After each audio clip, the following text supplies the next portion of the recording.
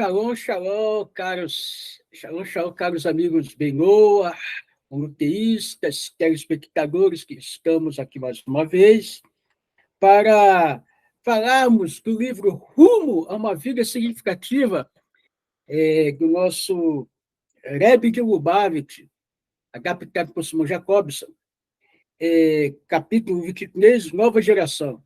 Meu nome é Cláudio César, sou emissário do Rav Yaakov Jerex-Tadit, aqui na cidade de Novo Friburgo, do grupo Movimento Benoa Brasil. Ele é o nosso Rav, nosso Rav, temos a supervisão geral, solidariedade integrada ao grupo Hassidos, nosso moreno pelo Márcio Braga. Estamos aqui para falar dessa importante passagem do livro que o Rebbe traz para nós. Nossa geração, entendendo a época em que vivemos. Não haverá nem fome, nem guerra, nem cobiça, nem discórdia, porque a generosidade fluirá em abundância. E todas as coisas deleitáveis estarão à disposição como a poeira. A ocupação do mundo inteiro será apenas conhecer Deus. Maimônides finalizando o Código de Lei. Nós somos a 7ª geração, aquela que efetivará a realidade de Deus nesta terra. O Rebbe assumiu a liderança do movimento Lubavitch em 1950, quando a América começou a sentir os movimentos não muito pacíficos de uma nova consciência.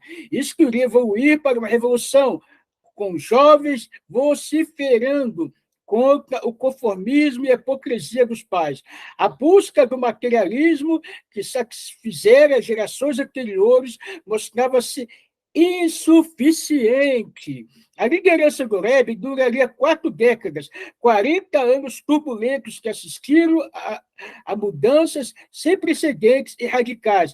A este respeito, o Rebbe estava tão preparado quanto a qualquer líder, arraigado na tradição religiosa e também meticulosamente educado em matérias não religiosas. Era também um líder visionário. Durante estas décadas tumultuadas, antecipou mudanças tanto no nível pessoal quanto no social, oferecendo coerência, esclarecimento, estímulo para conduzir os desafios destes tempos bastante intimidadores. Acima de tudo, o Rebbe via esta geração como a da redenção final. Em seu primeiro discurso, após assumir a liderança, o Rebbe falou: nossos sábios explicam que Moshe era a 7ª geração, desde Abraão. Nessa geração, o mundo conheceu no Sinai uma revelação de divindade sem precedentes. Assim também, nossa geração é a 7ª de Rebbes. Temos a responsabilidade unida, a habilidade para acabar o processo de tornar esse mundo um lugar divino. Como podemos entender esta época difícil? Para nós entendermos e encontrarmos um sentido em nossas vidas, precisamos, em primeiro lugar, entender a época singular na qual vivemos. Isto pode ser mais difícil do que parece, por estarmos tão imersos em nossas vidas cotidianas.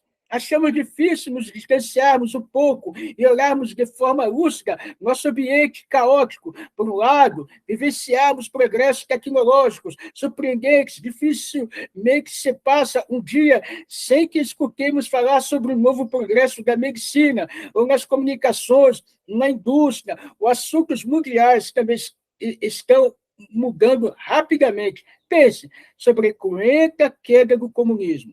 O Coá, até poucos anos, era considerado uma ameaça para o bem-estar da humanidade. Olha, já vemos, não é de hoje. Desde muitos e muitos tempos, o comunismo é uma ameaça para a humanidade. Por causa destas descobertas, o mundo está cada vez mais unido, mas no plano pessoal existe uma desunião inédita. Nossos sistemas de valores se encontram despedaçados. Cada dia se quebra um novo tabu. Estamos em meio a uma crise, uma busca desesperada de felicidade e realização. É um triste paradoxo. Quanto mais acumulamos maestria tecnológica e confortos materiais, mais rapidamente nossos valores parecem estar em declínio. Nosso padrão espiritual está sendo sacrificado em prol do nosso padrão material de vida. O colapso da estrutura familiar saudável já não é um problema novo, já se prolongou por uma segunda e uma terceira geração, mas agora sentimos sua força total, brutal. Infelizmente, a prova está à nossa volta: abuso físico, psicológico, emocional de todo tipo. Uma iminente crise psicológica, uma crise espiritual. Muita gente está tão resignada como esquifada, de que não ousa ter a esperança de que as coisas possam melhorar. Como podemos, talvez, entender esta época estranha, difícil, pela compreensão das forças espirituais que estão por detrás do progresso humano? Porque esta geração é diferente de todas as outras. A história é um processo, com cada geração nascendo da geração anterior. Há centenas de anos, antes da comunicação de massas e das viagens pelo mundo, dificilmente as pessoas tinham consciência de qualquer um que vivesse fora da sua própria aldeia. Monarcas governavam com autoridade absoluta. Na Idade Média, as vidas das pessoas eram controladas pela religião institucionalizada e por uma sociedade inflexível que impunha um profundo sistema de valores, embora com frequência às custas das liberdades individuais. Durante o período chamado Iluminismo, no começo do século XVIII, uma nova linhagem de livre pensamento começou a florescer, e as ideias democráticas começaram a varrer a Europa. Napoleão, seguindo a Revolução Francesa de 1789, adorou os idealistas de liberdade, igualdade e fraternidade, prometendo emancipação aos oprimidos. Mas esta recém-descoberta liberdade cobrou um tributo espiritual muito duro, conduzindo ao estado de permissividade, anarquia moral e ateísmo. Com frequência demais, liberdade traduziu-se por licenciosidade, liberto dos grilhões da autoridade. O homem, usualmente, se deixava até por seus desejos mais baixos, abandonando muitas das tradições de uma sociedade sadia e temente a Deus. O leninismo, associado à revolução científica, ao novo liberalismo, dividiu as pessoas em dois grupos: aqueles que adotavam a ciência de modo tão absoluto que rejeitavam Deus em favor do materialismo ateu, e aqueles que rejeitavam a ciência e a razão em favor do dogma religioso. Ambos os grupos procuravam responder a mesma questão: qual é o sentido de nossa existência, na verdade? Esse conflito iria impedir até que a ciência e sua cria, a tecnologia, viesse a tornar a religião instituída quase irrelevante para muita gente. Em meados do século XX, esta tendência começou a mudar. As pessoas começaram a se dar conta de que os progressos tecnológicos, políticos e culturais dos 2 séculos anteriores dificilmente seriam uma solução para a condição humana. A convulsão social que se seguiu às 2 guerras mundiais levou muita gente a se perguntar se aquilo que a humanidade havia escolhido levaria necessariamente à felicidade. O materialismo, que parecia ser o caminho para uma existência gratificante, de repente começou a parecer muito vazio. À medida que o século passava, nossas vizinhanças se tornaram cada vez menos familiares, ao passo que as gerações anteriores, as vidas das pessoas seguiam padrões claramente determinados. Nada mais parecia estabelecido. Cada campo de vida moderna, econômica, política, ciência, medicina, parece estar no estado de constância. Desde a explosão da informação, houve ainda mais mudança, resultando numa revisão constante de nossas posturas passadas. A única coisa que não mudou por todos esses séculos foi a própria humanidade, de nossa busca de um sentido e de um propósito. Mais à medida que o século XX caminha para o fim, aprendemos que não podemos mais procurar soluções exteriores, que precisamos começar a olhar para dentro de nós mesmos. Ainda que nunca temos sido tão prósperos materialmente, sentimos um profundo desconforto para onde nos direcionamos. Onde iremos ensinar às nossas crianças o que aconteceu com o mundo que pensamos conhecer? Não se sinta só.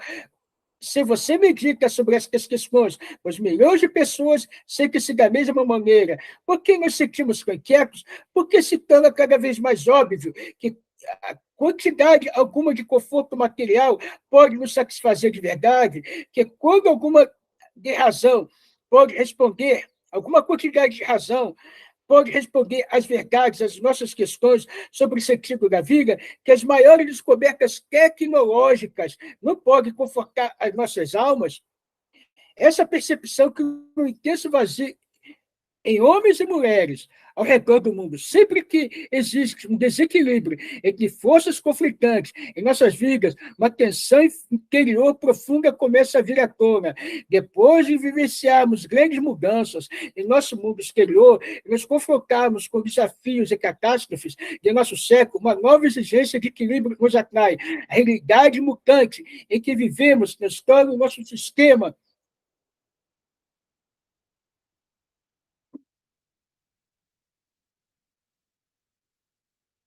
de referências, criando desconforto e inquietação.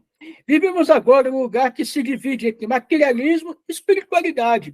Muitos de nós vivem no mundo ou em outro, e são incapazes ou têm medo de se aventurar no abismo que os divide. Se você vivesse essencialmente no mundo material, pode-se considerar um mundo espiritual muito exigente ou rígido. Se você vive essencialmente no mundo espiritual, pode-se considerar o mundo material demasiadamente egoísta e instável. Ambas as posturas são resultado da mesma falha filosófica, a crença de que Deus e o universo não podem coexistir. Esta falha foi a ruína dos dois extremos ideológicos dos séculos anteriores, materialismo ateu e religião dogmática. Agora temos o privilégio do olhar retrospectivo para avaliar as deficiências desta compartimentalização.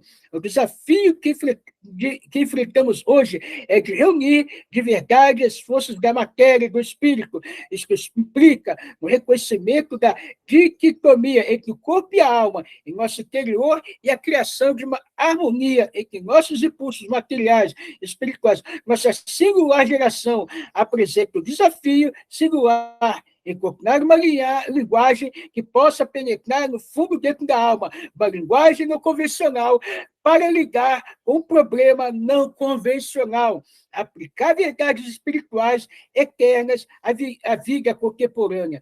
O estudante estava no jardim, sentado junto do avô. Estou tirando excelentes notas, informou a ele. Meus professores veem grande futuro para mim. No entanto, sou infeliz. O avô respondeu escolhendo uma pedra e um galinho de árvore. Uma vida feliz e sadia é como a circunferência perfeita. Colocou a pedra no chão, utilizando o galho como passo e a pedra como centro. Desenhou uma circunferência perfeita. Quando você tiver um centro determinado e fixo, então a circunferência será perfeita, explicou o avô. Contudo, se o centro estiver sempre mudando de lugar, você jamais conseguirá desenhar uma circunferência. Hoje, muitas pessoas recebem boa educação, estabelecem uma carreira de sucesso, mas nunca instituem um centro espiritual ao redor do qual as atividades de sua vida orbitam. Especial, nesses tempos turbulentos, precisa-se de um centro. Quando você instituir o seu centro, meu filho, e ele estiver claro, tudo mais ficará bem. Então, entendemos aqui que cada um de nós, com as palavras do Rebbe, precisamos ter um centro na nossa vida, para estabelecer um objetivo para que possamos ter uma vida significativa. Nesse livro aqui, Uma Vida Significativa, hoje, nós falamos do capítulo 23 sobre a nova geração, entendendo a época que vivemos. Então, começamos a falar com algumas palavras do Maimônides, do Rebbe, de Lubavitch. Falamos como podemos entender esta época difícil, porque esta geração é diferente de todas as outras, e também uma história aqui de um Rebbe, ao qual passou o ensinamento para o seu neto. Então, estamos aqui adiante, né? E na próxima leitura, na continuação, no capítulo 23, vamos falar para onde se direciona a nossa geração. Então, shalom, shalom, gente, tudo de bom, que a Hashem vos abençoe. Procure nós na plataforma Bem no Brasil, ou no grupo Racidos, com o nosso Moreno, com o nosso Braga, né? Estamos dispostos a trabalhar e ajudar cada um que queira se aproximar do verdadeiro Deus, o Deus único, o Deus de Hashem, aquele que é um, não é dois, não é três, que não tem corpo, não é divisível. Então, que possamos buscar o Deus verdadeiro a todo tempo. E aí, Doninho, Moreno Virabeiro, Meller Amachia, Leova ele, tudo de bom.